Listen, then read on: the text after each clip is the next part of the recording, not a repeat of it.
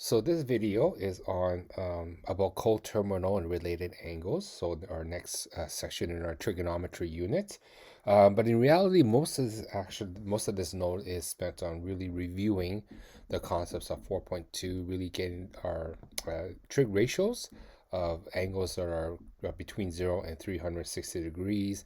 And at the very end, we'll touch on exactly what coterminal angles are, because the concept is actually really straightforward. And once we get that, we should be able to get sine and the trig ratios of almost any angle, no longer just between 0 and 360, but any value in general. But let's start with a review, so a warm-up. So here we want to determine the exact value of x. So here we're given the angle of 30 degrees. The adjacent side to 30 is 18, and obviously x is hypotenuse. So the relationship between an angle, adjacent side, and hypotenuse is cosine. So here we get the cosine of 30 degrees. In this case is 18 over x. Let me start with the definition first. So back to our triangle, we saw that was adjacent over hypotenuse. So cos of 30 degrees is going to be 18 over x.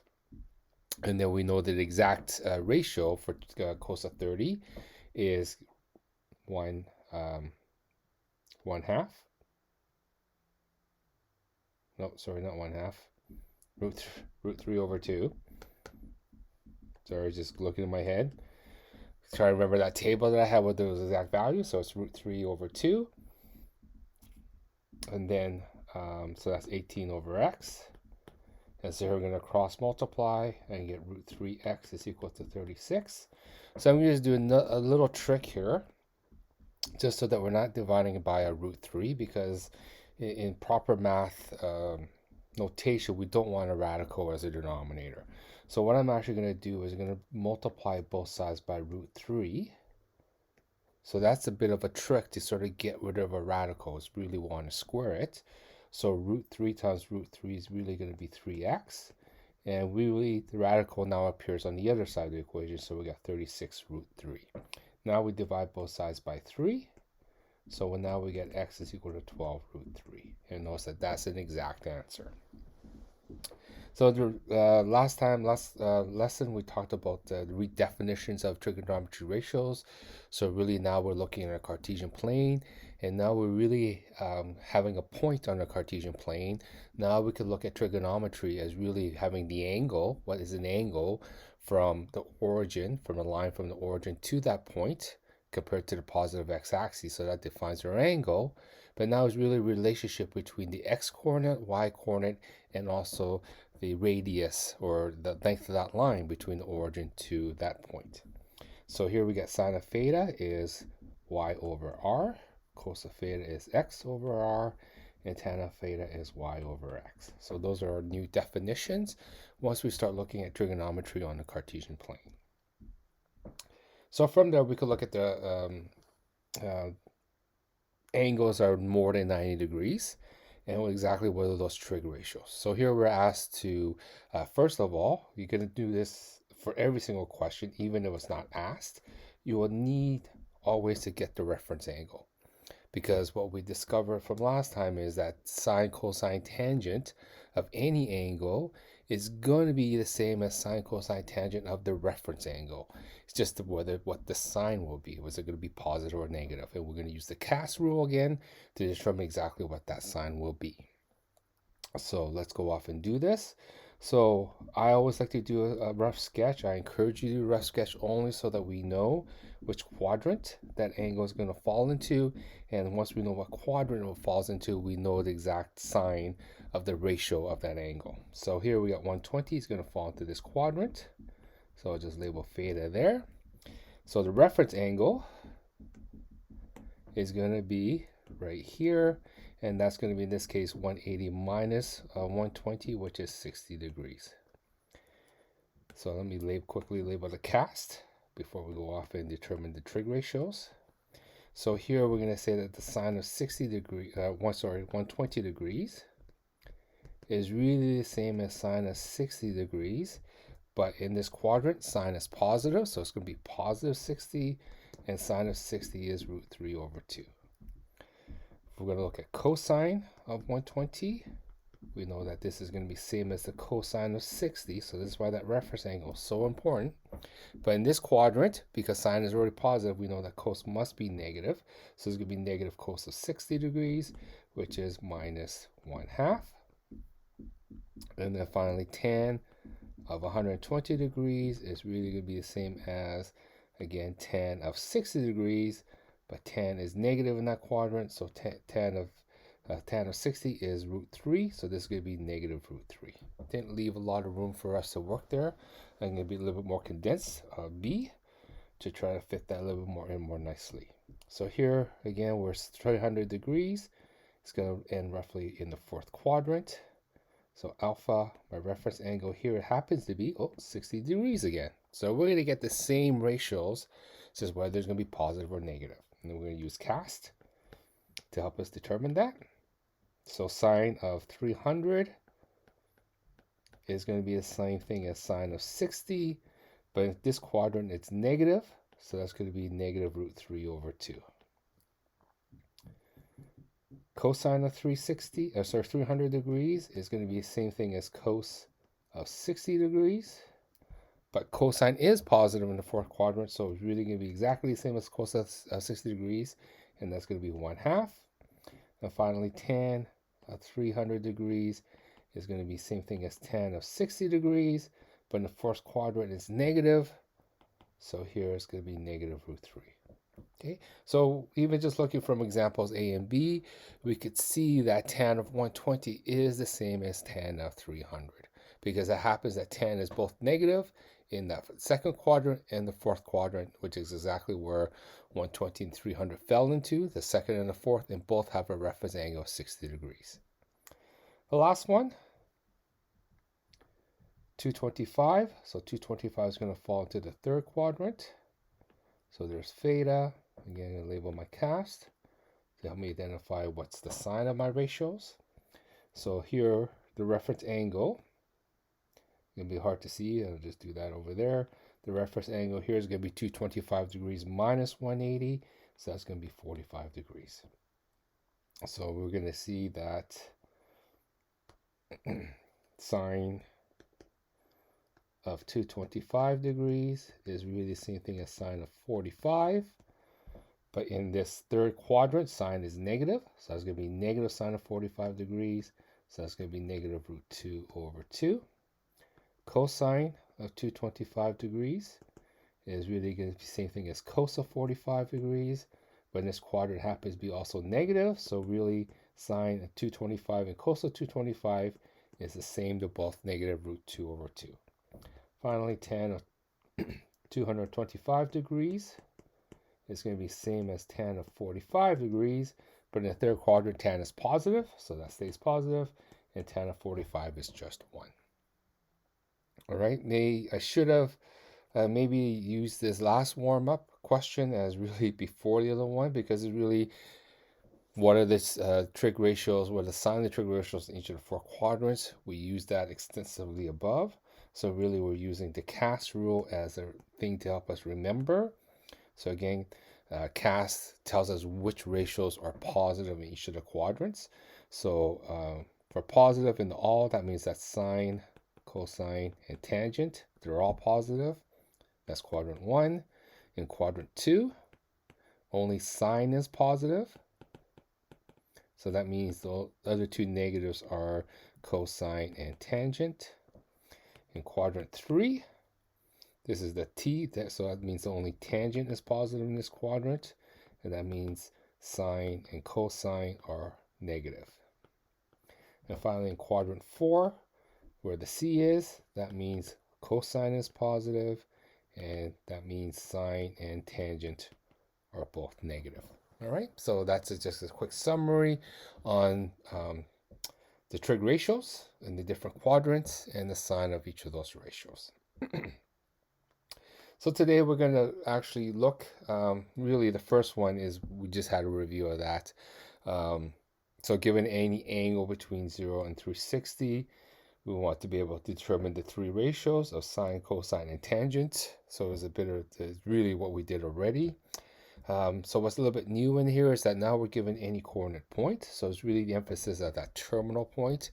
We can determine what the principal angle is to this point. So really it's not really to the point, but it's to the line that goes from the origin to that point along with the positive x-axis. So it's almost like we had the initial arm, rotated it so that the terminal arm falls right through that point, and we could be able to determine the angle that is created there. Lastly, this is what the title of the unit is, although it's a lot more than that. We're going to understand what a co-terminal angle is and calculate various co-terminal angles. And really, here's a preview of that. If you could add 360 or subtract 360 to a number, really, that's what co-terminal angles are. And leading into it, why 360? We know that there's 360 degrees in a complete circle. On a very similar idea, we could also work with the negative angles. What does a negative angle imply? And in relation to that, we're going to have angles greater than 360. So 0.3 and 4, they're really strongly related because that's where we actually get coterminal angles from, is basically we're going to have angles that are negative or angles that are now greater than 360 degrees. So here's a review. I know we did this in the warm-up, but let's do another one because this is really important in this unit. So here's my initial arm, close to 240. So again, we're not looking for exactness, but 240 is going to fall in the fourth quadrant. We need to angle, in other words, which direction is the initial arm turning. We need that arrow. So we're going to label that's actually theta. That's my principal angle. In this case, we know it's 240 degrees. So here were the steps written out exactly, is that we need to draw the principal angle. So again, we want a rough estimate of where the principal angle is. Next, we need to determine the reference angle. So remember, the reference angle is always where the terminal arm is. So there's my terminal arm right here, and to the x-axis. So it doesn't matter if it's positive or negative, it's always to the x-axis, and we always want looking for the angle that's always going to be acute or less than 90 degrees. So in this case, there's alpha, and there's different ways to calculate or the relationship between alpha and theta in each of the quadrants. So in this quadrant number 3, it's going to be alpha plus 180 degrees is equal to theta. So here we want to isolate for alpha. So alpha is actually theta minus 180 degrees. So theta we're told is 240. So there's the exact arithmetic, but hopefully we've done this enough times that we're going to see that alpha is actually 60 degrees. So here we're going to go and identify the cast. So in this quadrant, we know that tan is positive because we're dealing with the cosine. We know that the cosine net ratio is going to be negative then. So really 200 cos of 240 degrees is the same as cos of 60 degrees because that's my reference angle. But in this case, it's negative, and cos of 60 degrees is 1/2. So cos of 240 is going to be negative 1/2.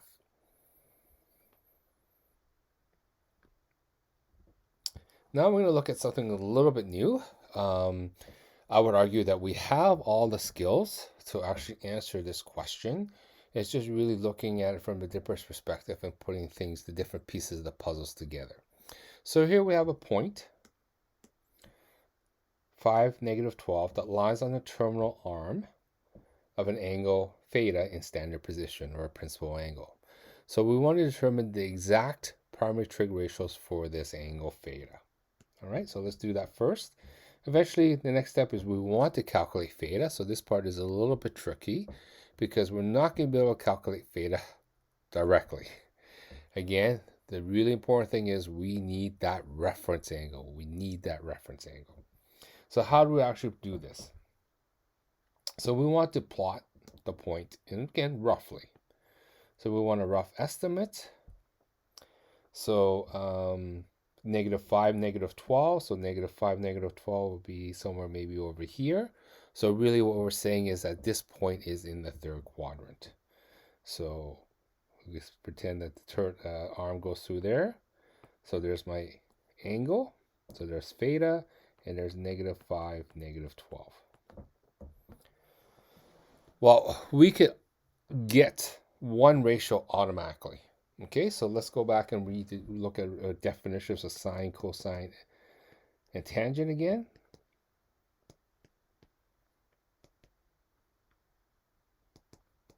So sine of theta is y over r. Cos of theta is x over r. Tan of theta is y over x. Because we're given a point, this coordinate, we know the y and the x. So in this case, y is -12 and x is -5. So really tan of theta is 12 over 5. All right. Well, what's sine of theta and cos of theta? Again, we know half of each because we still have the y and the x. So in this case, y is -12. Don't know r. For cos of theta, x is -5. We don't know r. But using Pythagoras theorem, because really, again, we have a right angle triangle over here where this distance here is 5. This distance here is 12. So we have the two shorter side lengths. So we could get that third side length or the radius or the hypotenuse, however you want to see it, with a Pythagoras theorem. So using the explicit coordinates of x, y, and r, there's our equation. R is equal to the square root of x squared plus y squared all together before we square root it. Okay, so let's go off and calculate that. So maybe I'll do this off the side. R is equal to the square root of -5 squared plus -12 squared. So hopefully one thing that we could kind of recognize and familiar with the numeracy is that really it doesn't matter if x is negative or positive. We're squaring it, we're going to get positive answers. So here we're going to get the square root of 25 plus 144. So r is going to be the square root of 169. And r happens to be square root of 169, happens to be exactly 13. So here, that means the sine of theta is going to be -12 over 13, and cos of theta is going to be -5 over 13. So those are my three trig ratios. So notice that we're not asking for the angle yet, we just need to determine the ratios.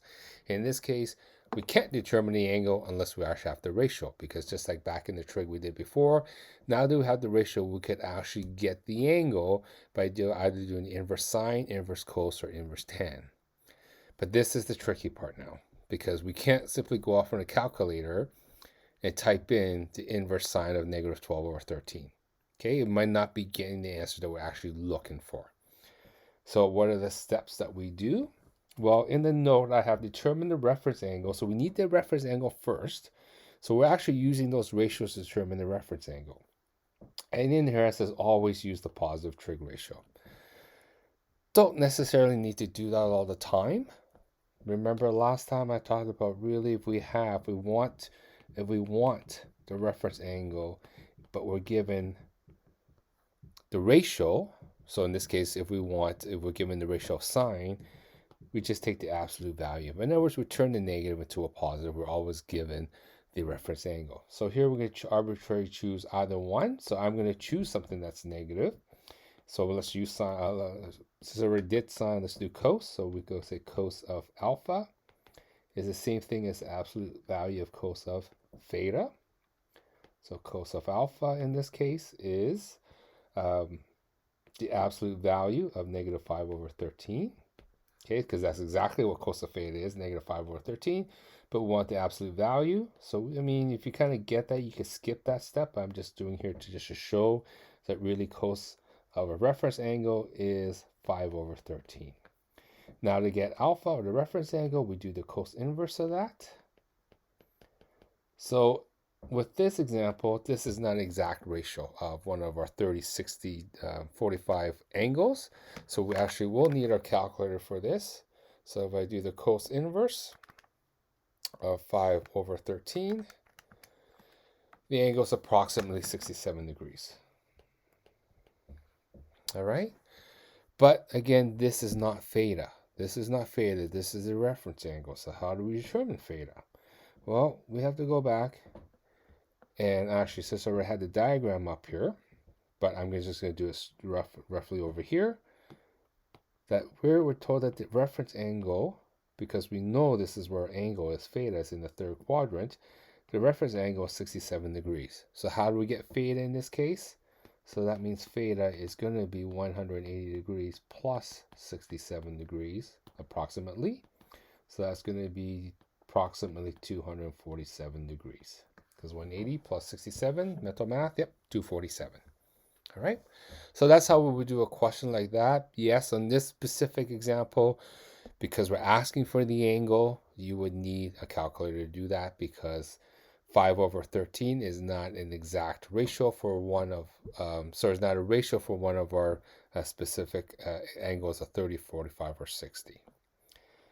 Another example that we could work through is that here we're given a tan of an angle A is -2/3, where A is in the fourth quadrant. So this is actually an important piece of information, and we'll see why. And we want to determine the other two prime trig ratios exactly, and sketch A in standard position. So a couple of things is that, first of all, we need to figure out where A is. So there's a rough sketch. Well, remember, tan of theta, or let's use A directly. The definition of tan is y/x. Okay. So if tan of A is -2/3, this tells us one of two things, one of two possibilities. That means that y is either 2, that means x must be -3 then, or y is -2 and x is 3. Because we're told that the y, the numerator, is 2. It's definitely 2, but we just don't, and denominator x is actually 3. But there's a negative there. We just don't know the negatives of the y with the x. Well, this is why that information with the fourth quadrant is important.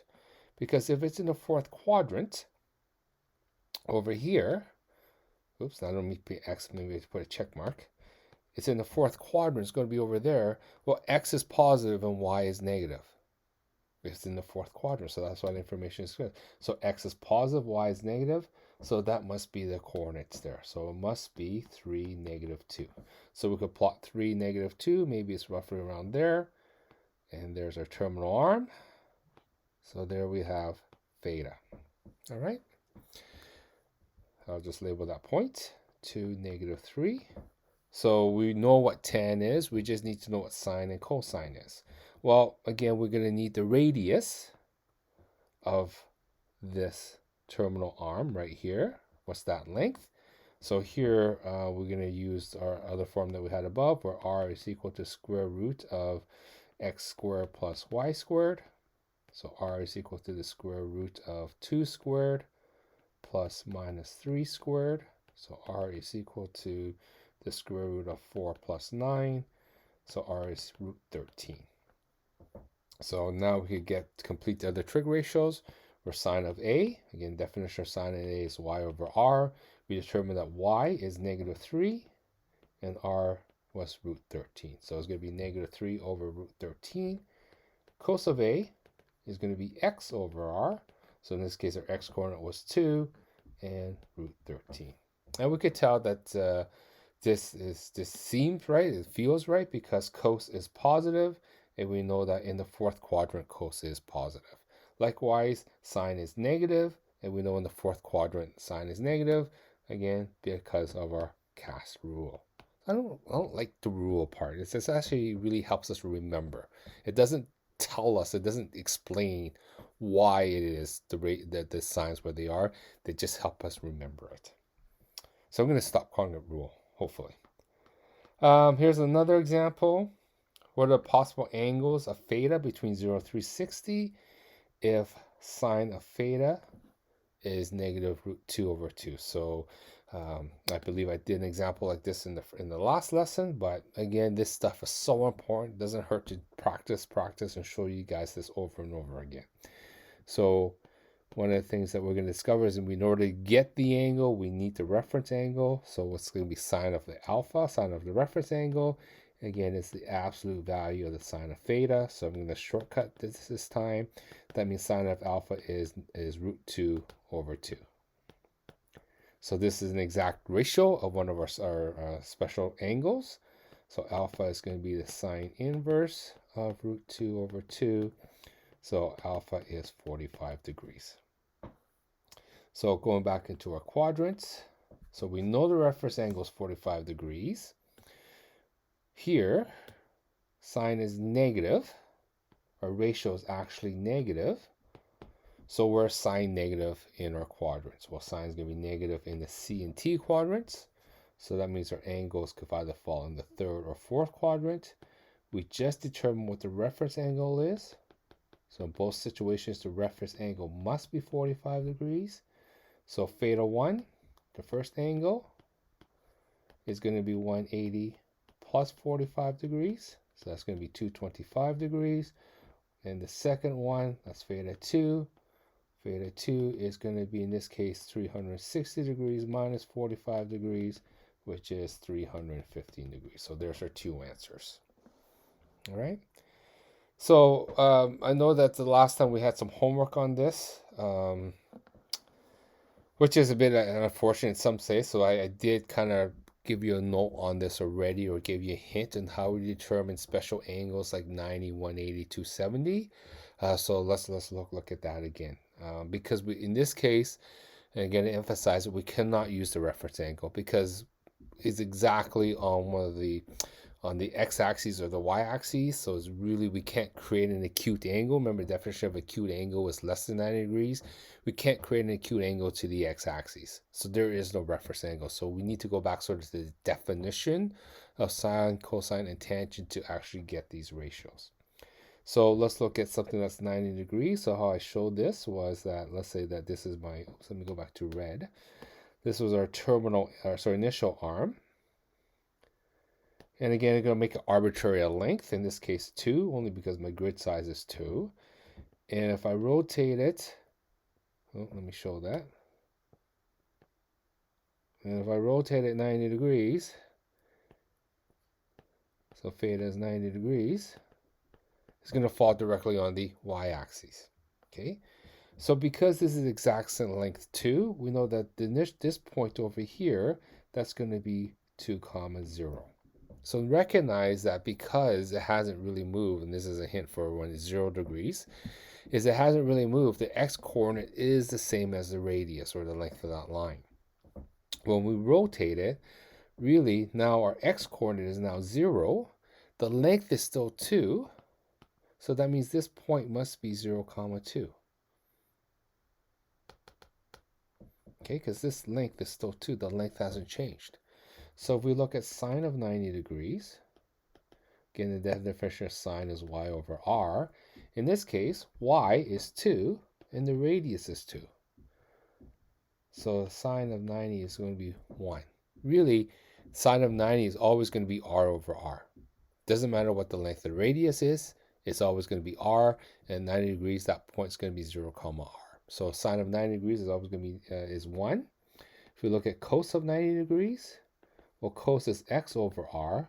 Well, it doesn't really matter what x is. Sorry, what r is. X here is 0. 0 divided by anything is going to be 0. So cos of 90 is 0 degrees. Finally, if we look at tan of 90 degrees, we're going to get y over x. So in this case, y is really, it doesn't matter what y is. X we know is going to be 0. Oops, I meant to write 0. X is going to be 0. Anything divided by 0, and now we can see y tan of 90 degrees is actually undefined. All right. So let's look at 180. So there's our arm. Oops. There we go. There's our arm rotating at 180 degrees, and it's going to fall right there. Oop, not quite exactly straight, but hopefully we get the idea. So again, that length is 2. Our y-coordinate is 0 because it falls right on the x-axis. It's 180 degrees, a straight line. So that means our x-coordinate must be negative 2 here because it's on the negative x part of the axis. So if we look at sine, cosine, and tangent of 180, using our definitions again, so sine of 180 degrees is y over r. So in this case, y is 0. So it doesn't matter what r is. Sine of 180 degrees is going to be 0. Cos of 180 degrees is again x over r. Well, that looks kind of ugly over here. Let me fix that.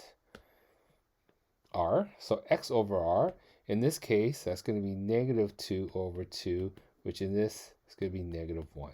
So what we realize is our x coordinate is always going to be negative r, whatever r may be. In this case, it was 2. If it was 10, then the x coordinate would be negative 10. All right, so that's why the cos of 180 degrees is going to be negative 1. Finally, tan of 180 degrees. Definition of tan is y over x. So in this case, y is 0. So it doesn't matter what x is. 0 over anything is 0. So we see the tan of 180 is 0. Last but not least, let's look at 270. So there's my initial arm. Patience. There we go. Rotate it 270 degrees and it's going to fall right into there. So again, this point down here, because this length is still 2, this point here is going to be 0, negative 2. And let's look at the trig ratios for 270. So sine of 270 is going to be y over r. In this case, it's going to be negative 2 over 2. So here we discovered the sine of 270 is negative 1. Cos of 270 is going to be x over r. So in this case, x is 0 again, so it doesn't matter what r is. Cos of 270 is going to be 0. And finally, tan of 270 is equal to y over x.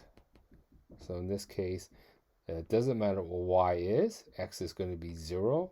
So we see that tan of 270 is also undefined because we're dividing by 0. All right? And maybe for one last step, although the question doesn't ask for it, I'm in the mood, I'm in the rhythm. Let's look at, let me choose a color, well, maybe blue. Let's look at 0 degrees. So 0 degrees means that our arm hasn't moved, haven't rotated it. So what's the sine of 0 degrees? Well, sine is y over r. In this case, y is 0. Doesn't matter what r is, so sine of 0 is 0. Cos of 0 is x over r. So here it's going to be 2 over 2. In other words, the x coordinate is exactly the same as r. So that's cos of 0 is going to be 1. And finally, the tan of 0 degrees is y over x. So here we got 0 is y. It doesn't matter what x is. 0 over anything is 0. So tan of 0 is 0 degrees. All right. So a lot of this was sort of review from what we did last Unit 4.2. So hopefully, if we weren't quite getting it then, we have a much better understanding of it after this. So now we're going to talk about coterminal angles. In order to talk about coterminal angles, we're going to explore something of what does a negative angle mean. So determine the exact value of sine and negative 30 degrees. And now then we want to determine the other two angles, given our knowledge from above, what we just did, that have the same ratio as sine of negative 30. So in order to answer that question, we need to understand what negative 30 degrees means. So there's my initial arm. And when we did angles in standard position or principal angle, we rotated the angle counterclockwise. And notice we rotated it that way. And that gave us, notice that it was implied all our angles were positive. I didn't have to write the positive sign. It's just assumed that we know it's positive. So really the negative means that we're rotating in the other way. So sometimes we use positive and negative as terms of direction. So here we actually want to rotate it clockwise. So the arm rotated clockwise, and the arm, well, let me actually do it. The arm will rotate clockwise, and maybe the arm winds up somewhere over here. So really this angle here is 30 degrees going this way. All right. So looking at this, we could see that this has a reference angle of 30 degrees. So now we could actually determine the sine of negative 30 degrees, because this really is the same thing as sine of 30 degrees. So let me write this down. Sine of negative 30 degrees. This is the same as sine of 30, but because the stochastic memory trick still applies, sine is negative in that quadrant. So sine of 30 degrees is a half. So this is going to be negative a half. So sine of negative 30 degrees is negative a half. Now, what are the other two angles that have the exact same ratio? Well, one of the answers is kind of obvious. Is because given that the terminal arm falls right here, we could say, well, what's the positive angle? In other words, what happens if we rotate it this way and that arm fell in the exact same spot? Well, this angle would be 330 degrees. So that is one answer. And right now, I'm going to define that's what coterminal angles are. Is the angles that have the same terminal arm. All right, so in this case, negative 30 and 330, the terminal arm fell in the exact same spot. And those are different angles. It's negative 30 and 330, but the arm falls in the exact same spot. How do we determine other angles that are coterminal? Well, we're just going to add and subtract 360. I'll get down to a second, but hopefully that makes sense. Like, we want to get to that same spot. You know, ever seen a dog go around in a circle? They're going 360s. We use that term a lot in our everyday English. 360 means we come around, we wind up in the same spot because it's 360 degrees in a circle. Well, that's one answer, 330 degrees. Well, what's the other angle? Well, again, we're going to use our knowledge from before. Where else is sine negative? Because we get a negative ratio, so sine is also negative in that quadrant. And we know that, therefore, this reference angle must be 30 degrees. So the other angle, so I'm going to say theta 1 is 330 degrees. And theta 2, in this case, we get 180 plus 30, which is 210 degrees. All right? So that's how we do a question like that. So coterminal angles are angles in standard position that have the same terminal arm. All right? If the principal angle is negative, we just keep adding 360. Just keep adding 360 until we get an angle that is between 0 and 360. If our principal angle is greater than 360, then we just keep subtracting 360 until we get something that's between 0 and 360. And why that's important, we want something between 0 and 360 is because all the questions we've done up to this point have been angles between 0 and 360. All right? So let's go through a couple of more examples. There's three angles of the coterminal angle. I missed the angle in here with 45 degrees.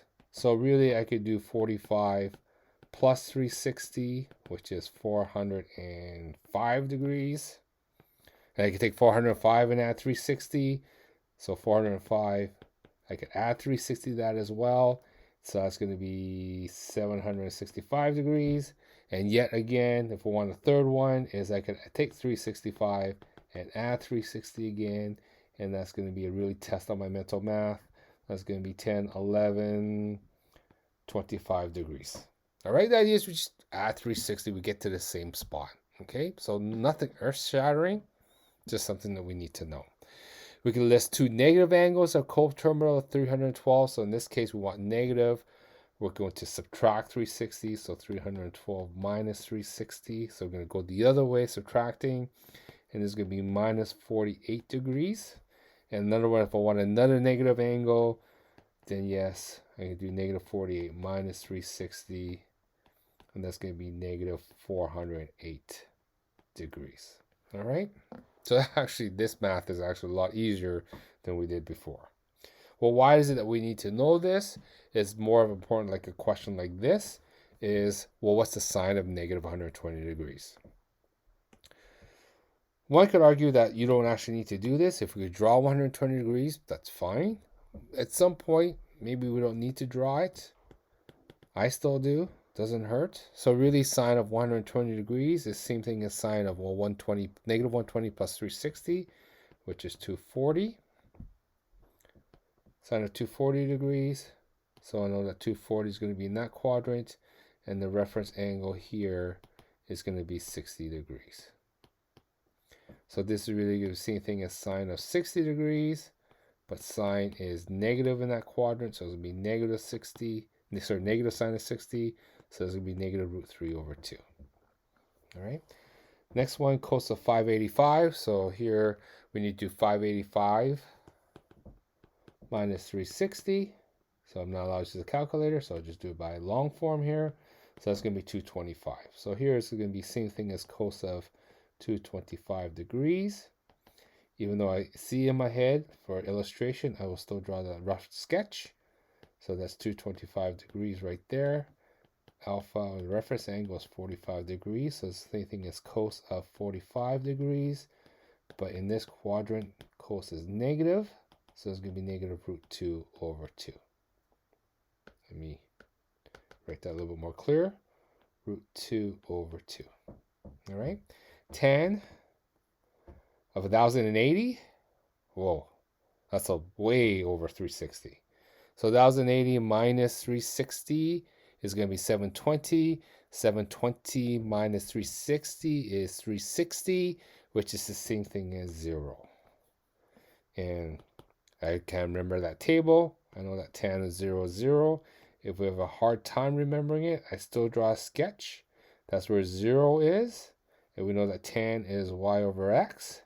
So in this case, the y coordinate is 0. Doesn't matter what x is. Tan of 0 is going to be 0. Last question, tan of negative 45 degrees. So in this case, we're going to add 360. So this is going to be the same thing as tan of 315 degrees. 315 is going to fall in this quadrant. And here the reference angle is 45. 360 minus 315 is 45. And tangent is negative in that quadrant. So it's going to be a negative tan of 45. And hopefully remember that tan of 45 is 1. So that's going to be a negative 1. All right. So really coterminal angles, which was the name of this section, turns out to be the easiest part. But we need to make use of coterminal angles, adding, subtracting 360, so that we get to the heart of the unit, is getting those trig ratios of those angles between 0 and 360.